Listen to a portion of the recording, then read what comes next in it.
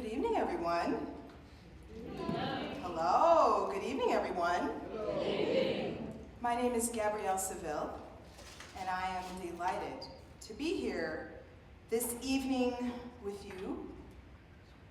And you just had a little itsy-bitsy teeny taste of a piece that I made in Salt Lake City for the Salt Lake City Performance Art Festival 2 weeks ago, called Hewn and Forged.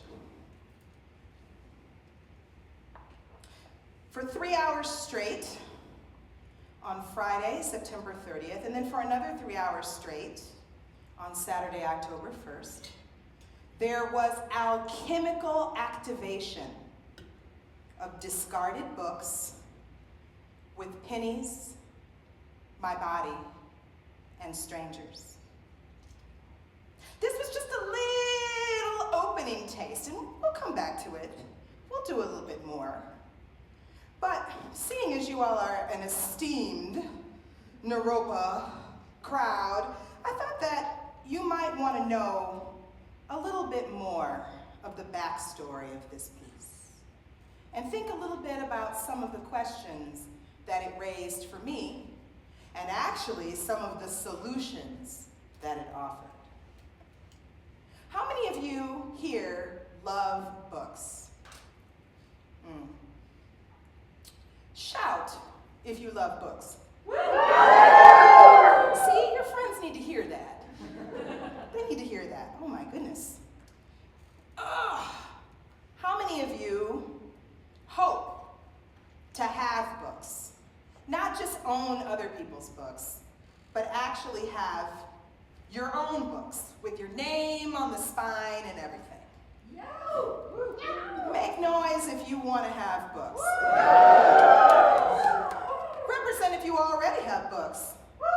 That's right. And represent if you have books already and you still want to have more books. That's right. And how many of you have ever felt disappointed or discouraged or worried about the making of your book? How many of you have ever felt like, ooh, does the world actually need a book from me? Does the world want to hear my story?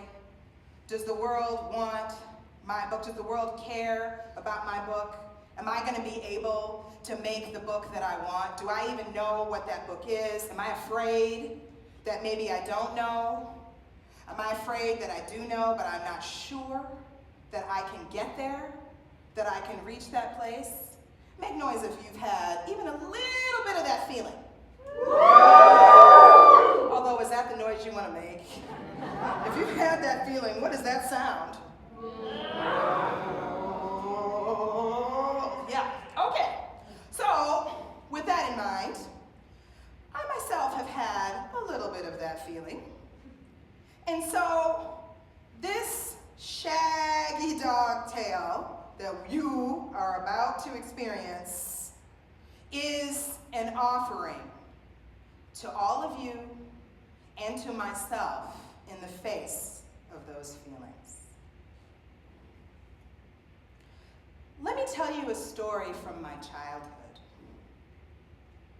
A girl escapes into the library, running from bullies who have stolen her special pen. Her uncle brought her this pen from the NASA Space Station Museum, and it's her favorite because it can write on butter or upside down. The bullies have taken it. As usual, they try to hurt her, call her names, and in my memory, these names are connected to her brown skin. I don't recall exactly how the theft led to chase. Wouldn't it have been enough for the mean girls to taunt her, snatch her pen, and leave? But no, somehow Nita, the girl in this story, ends up running from them, sees the lights of the library miraculously still on, the door still unlocked, and runs in to avoid more pain. Nita hides out in a corner where she's been a million times before. She runs her finger across the spines on the shelf, idling, waiting for the coast to clear. When something strange happens, ouch! A book on the shelf has pinched her finger. What? She looks more closely. So you want to be a doctor? So you want to be a beauty queen? It's one of a familiar series of books, same typeface, same binding, but this one says, so you want to be a wizard. She's been in the library a million times before, but she's never seen this book. Now it burns in her hands. Everything that has happened that night, everything in her whole entire life has led to this. This is magic. This book is here for her. A derivation. This is not a factual story from my black middle-class childhood in Detroit. Resplendent in green, crab apples in the front yard, mulberries in back, secrets in the basement. Nita is not me, or my friend, or my cousin, or a girl from around the way, except, in a way, she was. Discovered in the children's room of the downtown Maine Detroit Public Library, Nita's story happened in Diane Duane's book, So You Want to Be a Wizard. Anybody read this? What's up? Represent. Okay. It came out in October 1983 when I had just turned 9. And so I was probably 9 or 10 when I read it. And so it happened in my childhood in Detroit and has been my story ever since. To make that book, the one inside the book I read, instruction and information, history and stories, a book to change into different versions of itself. The Secret Garden, Little Women, Walter the Lazy Mouse, Jane Eyre, If Beale Street Could Talk, I'm Writing to You from a Far-Off Country, Difficult Loves, In Search of Our Mother's Gardens, Museum for Colored Girls Who Have Considered Suicide When the Rainbow Is Enough, A Daughter's Geography, Wandering the Stacks of the 4th Floor of the Graduate Library, The Poet at 17, The Weary Blues, Good Woman, Amour, Colère, Folie, Yearning, Leaflets, People Who Led to My Plays, Poetry is Not a Luxury, In France, The Seawall, The Lover, Le 4e siècle, Years in New York, Eros, Eros, Eros, English is Broken Here, Photocopying at the Schomburg, A Vol d'Ombre, Evelyn Hammond's Black Holes and the Geometry of Black Female Sexuality, No Language is Neutral, Zora Neale Hurston's Drenched in Light, in Minneapolis, Ava, Erosion, A Different Kind of Intimacy, The Stone Virgins, G.E. Patterson's Blue in Green, and that glorious Christmas gift from my parents when I was 23, the 2-volume set of Adrian Piper's Out of Order, Out of Sight. The words in the bubble on the cover coming out of the young black woman artist's mouth. And let's just maybe say them together on the count of 3. 1, 2, 3. Be sure to attend very carefully to what I have to say to you, for if you do not, I will make a sincere effort to kill you.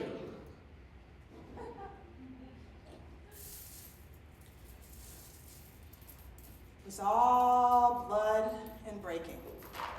Blood and breaking.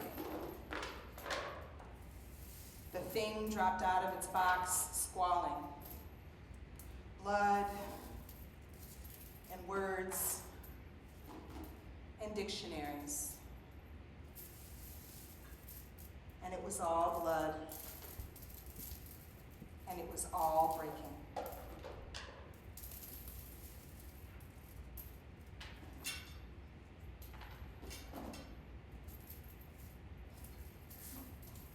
Lucille Clifton, she understands me. And In Search of Our Mother's Gardens, Alice Walker reminds us of those black women gardeners, quilters, canners, the one who made art of their lives too often out of sight. So much of what they made wasn't recognized in their time or now. So much has been lost to time. In Color, Sex, and Poetry, Gloria T. Hall talks about the lost poems of Anne Spencer. There she is. She wrote over 1,000 poems, and we have about 20 left. And this is at the beginning of the 20th century. This is not Sappho, okay? And that's a whole other story, too. The bags of writing thrown away by Georgia Douglas Johnson's sons. They said, oh, this is just mother's writing. And they just took 4 garbage bags of her writing and just threw it to the dump. In Model Bass, A Model Body, Carla Williams introduces me to a black artist model who was also a dancer, a performing artist. Williams writes, over the course of her career, she would pose for, among others, the painters Diego Rivera, Abraham Bailenson, Nikolai Fetchin and Robert M. Jackson, the sculptor Beulah Woodard, and the photographers Johann Hagemeyer, Sonia Noskowayek, Edward Weston, Ouija, Carl Van Vechten, Manuel Alvarez Bravo, and Lola Alvarez Bravo. Her selection of accomplished collaborators ultimately ensured that her work would not be forgotten, though it is only through her modeling work that a consideration of her performing art can occur. There is no known visual documentation of her performances. Let me say that again. There is no known visual documentation of her performances. I look at Model's beauty, her body in the frame of all those others. I want to know more about her own performances. I wish I could see her own work, read her own thoughts, know more about why she did what she did. To allow for breath, space, and time, but still to defy oblivion. To accept the past but transform it, to make that book. To make that book. What you just heard were the opening pages of Swallow the Fish, my memoir in performance art. A hybrid critical creative text, the book tells my coming-of-age story as an artist with meditations, images, anecdotes, and performance texts. I started writing the book in 2005, and after many, many, many drafts, I finally finished it in 2012. For years, I tried to get the book published, to no avail. I knew that this book was meant to have a life, but it hurt so much to clamor for someone to take something that I knew was so good. It hurt so much to clamor for someone to take it, to love it, which in some level was to love me. So it languished. This is my heart. I need a friend. Will someone bring me a friend? Oh, will you find something good in there for me? Yes.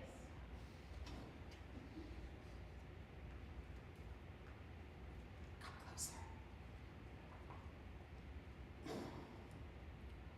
Share it with me. Come early, come quick, choice goods. Dull season, sale, bunks, 186 Broadway. Wow. Come early, come quick, choice goods, dull season sale, half off. Thank you for that wisdom.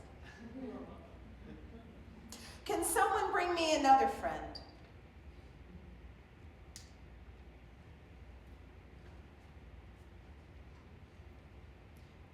What do you think?